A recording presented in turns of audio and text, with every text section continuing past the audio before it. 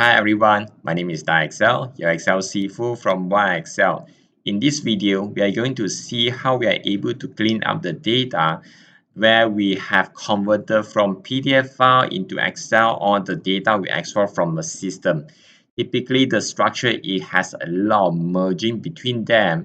This makes a formula and calculation, particularly the pivot table and some other formulas, very difficult.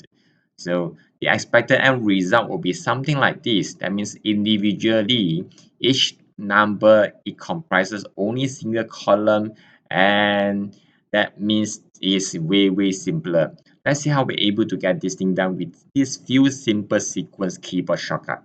Very first step, we just need to select them all. Because there are a lot of merging, I want to unmerge them. Just bear in mind, when we go to home, we do not click on the merge and center, especially the data is big. If we are using merge and center again, Excel will need to re-perform certain tasks to make sure they only unmerge the cells that have merged and not re-merging everything. The safest and fastest way when we want to unmerge is just click on the small drop down here and choose unmerge cells, and you can see the whole thing done pretty fast. And subsequently, instead of selecting the blank column one by one, it could be very tedious. So I would just select one of the row where it has the data consistently for all the columns.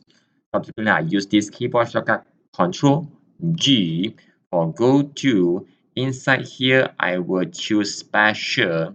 I want to go to the blanks. That means in this row, which are the blanks. So I press OK, you will see the blanks are selected. Based on the selected cells, I want to delete the blanks. So the keyboard shortcut is pretty straightforward. It's use Control minus. So we are able to choose. I want to delete the entire column. Once I'm done, I press OK. So you can see the whole thing done. Then I need to select them again. I will double click on between the lines in the column. So you will see them, they start adjusted and based on the content of the cell. So I do a little bit adjustment. And subsequently, I realize I need to delete a certain row. That means I want to delete the row 27 and the row 25. Instead of select them and delete one by one, I can leverage this shortcut as well. I use Ctrl G. I just choose one of the column as an indicator. The easiest is 2 and the row number 27 and comma by the next one, which is A55. Once I press OK, you will see A55 is selected at the same time A27 is selected.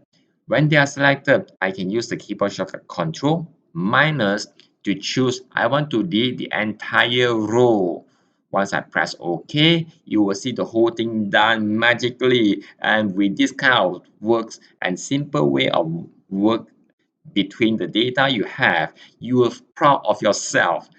And remember to like and share this video so that your friends and colleagues are able to benefit from this kind of similar situation they are encountering.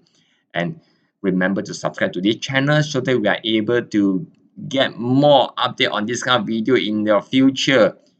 And my name is Excel, your Excel Sifu from Excel.